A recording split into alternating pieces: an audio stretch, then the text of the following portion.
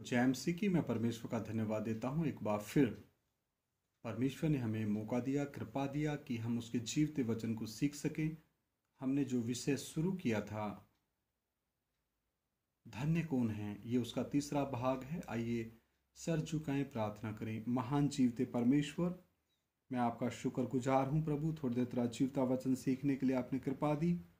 जो भी भाई बहन बच्चे बुजुर्ग नौजवान इस वचन को सुने, एक एक की ज्ञान बुद्धि समझ प्रभु यीशु मसीह के नाम में खुल जाए और प्रभु वो जान ले कि असल में धन्य इंसान कौन है।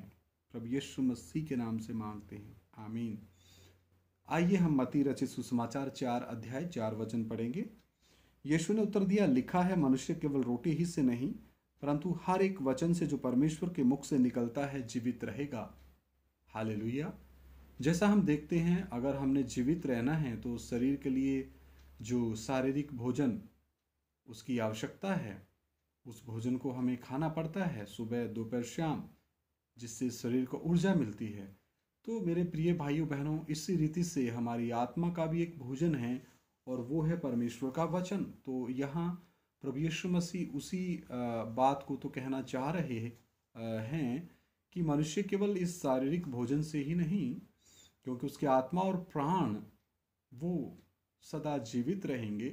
तो उनको अगर अनंत काल में परमेश्वर के साथ रहना है तो उस मनुष्य भाई या बहन ने दिन प्रतिदिन परमेश्वर के वचन प्रार्थना संगति में और उसके वचन को पढ़ने में, खाने में, मनन करने में ध्यान लगाना है।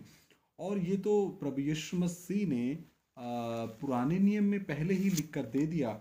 आइए हम व्यवस्था विवरण 8 अध्याय उसका 3 वचन पढ़ते हैं।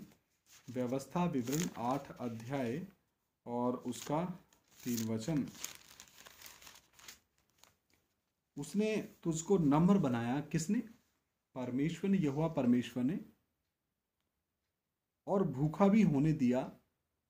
कई हालातों में उनको भूखा भी रहने दिया। फिर वह मन्ना जिसे ना तू और ना तेरे पुरखा ही जानते थे, वही तुझको खिलाया 40 साल के मरुभूमि के सफ़र के दौरान, इसलिए कि वह तुझको सिखाए कि मनुष्य केवल रोटी ही से नहीं जीवित रहता, परंतु जो जो वचन यहोवा के मुंह से निकलते हैं उन ही से वह जीवित रहता है। हालेलुया। तो मेरे प्रिय भाइयों बहनों, इसका एक उत्तम उदाहरण और नमूना प्रभु यीशु मसीह ने आप स्वयं दिया है। जब प्रभु यीशु मसीह 30 साल के हुए और उन्होंने डुबकी का बपतिस्मा लिया, उसके पश्चात पवित्र आत्मा उनको परखने के लिए जंगल में ले गया। तो वहाँ पर प्रभु यीशु मसीह 40 दिन और 40 रात निराहार रहे, ना तो खाया ना पिया।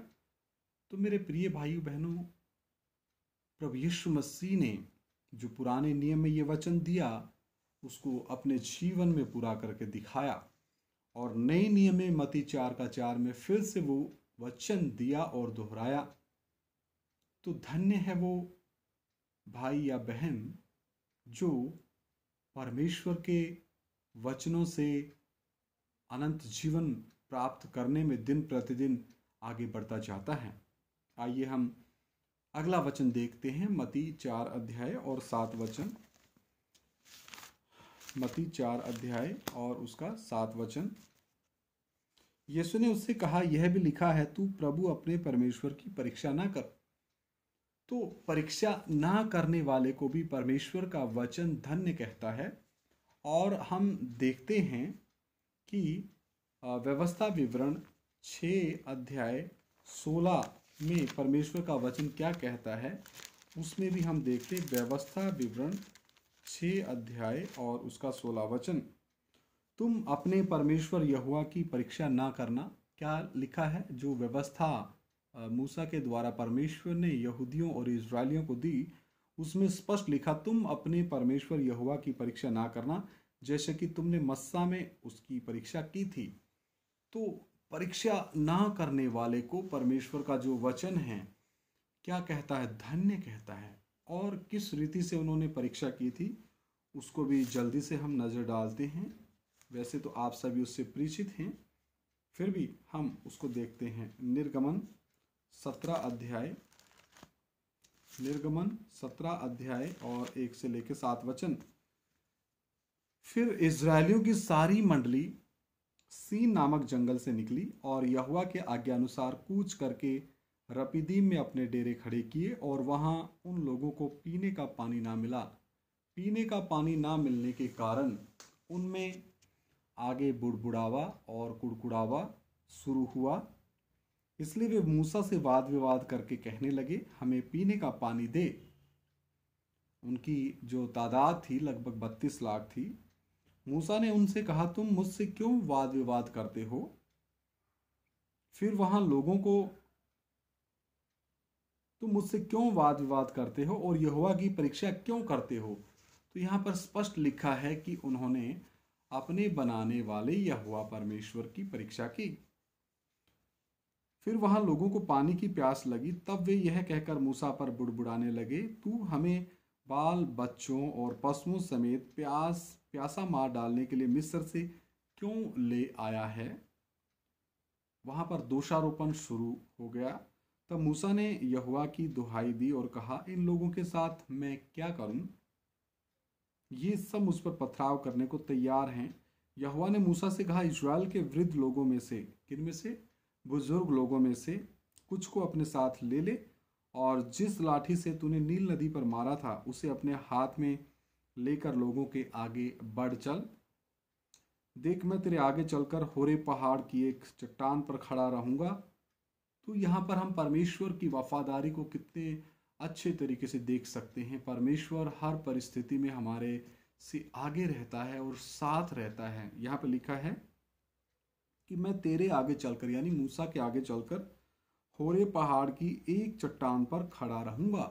मतलब उन समस्या के बीच में भी अनंत काल का प्रेमी परमेश्वर उनके मध्य था।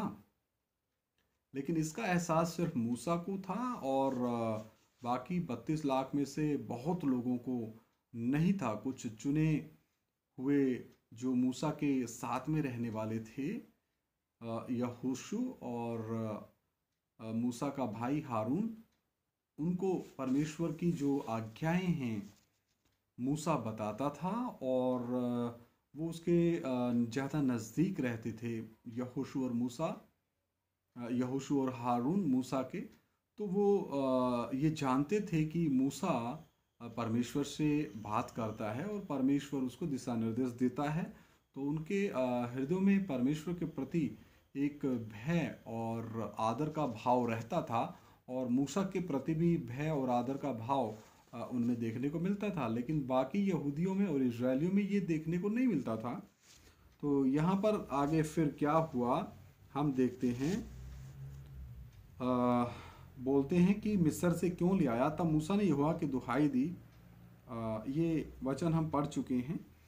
तो वहाँ पर लिखा है 6 वचन में, परमेश्वर कहता है, देख, मैं तेरे आगे चलकर होरे पहाड़ की एक चट्टान पर खड़ा रहूंगा और तू चट्टान पर मारना, तब उसमें से पानी निकलेगा जिससे ये लोग पिएं। तब मूसा ने इज़राइल के वृद्ध लोगों के देखते वैसा ही किया, और मूसा ने उस स्थान का नाम मस्सा, उस स्थान का नाम क्या रखा? मस्सा रखा। मस्सा और मरीबा रखा, क्योंकि इजरायलियों ने यहाँ वाद विवाद किया था और यहोवा की परीक्षा यह कहकर कि क्या यहोवा हमारे बीच है या नहीं। यहाँ पर हम मस्सा का अर्थ परीक्षा और मरीबा का अर्थ झगड़ा के तौर पे देख सकते हैं। तो यहाँ पर उन्होंने अपने बनाने वाले एकमात्र सच्चे परमेश्वर के ऊपर शक किया। मूसा जो परमेश्वर का ठहराया हुआ दास था उसके साथ वाद विवाद किया और परमेश्वर की परीक्षा की। तो मेरे प्रिय भाइयों बहनों, एक वचन हम और देखते हैं। उत्पत्ति की किताब 22 अध्याय, उत्पत्ति की किताब 22 अध्याय उसका 1 और 2 वचन। इन बातों के पश्चात ऐसा हुआ कि परमेश्वर ने अब्राहम से यह कहकर उसकी परीक्षा की। परमेश्वर अब्राहम की यहाँ पे परीक्षा कर रहा है। हे अब्राहम, उसने कहा, देख, मैं यहाँ हूँ।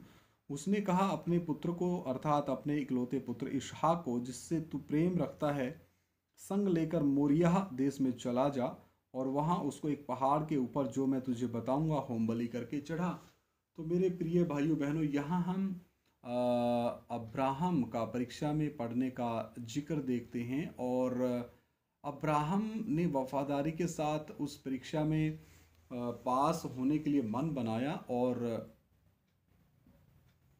तमाम बातों को गुप्त रखते हुए अपनी पत्नी को भी इसका जिक्र नहीं किया।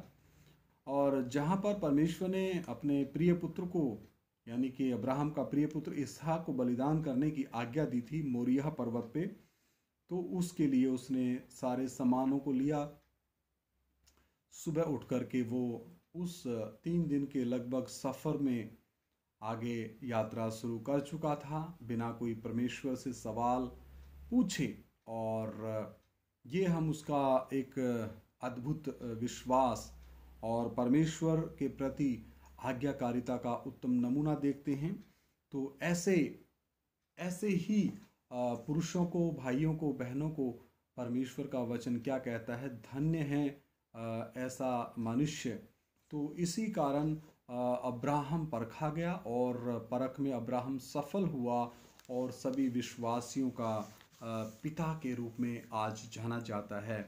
तो मेरे प्रिय भाइयों बहनों, हमारा भी कर्तव्य बनता है, हम भी परमेश्वर की परीक्षा ना करें। हर बात में रोमियो की पत्री 8 का 28 वचन याद रखें कि सारी बातें मिलके भलाई ही उत्पन्न करती हैं। आइए सर झुकाएं, प्रार्थना करें। महान जीवते परमेश्वर, अनुग्रहकारी प्रभु, मैं आपका धन्यवाद देता हूँ, थोड़ी देर तेरा जीवता वचन सीखने के लिए कृपा दी। प्रभु, जो भी भाई बहन, बच्चे बुजुर्ग, नौजवान तेरा वचन सुने, आप उनसे बात करें। तेरी उपस्थिति एक एक के साथ हो। प्रभु यीशु मसीह के नाम से मांगते, सुनो और ग्रहण करो, आमीन। तो मेरे प्रिय भाइयों बहनों, सभी को जय मसीह की। हम दिन प्रतिदिन प्रभु यीशु मसीह के ढील डोल में आगे बढ़ते जाएं।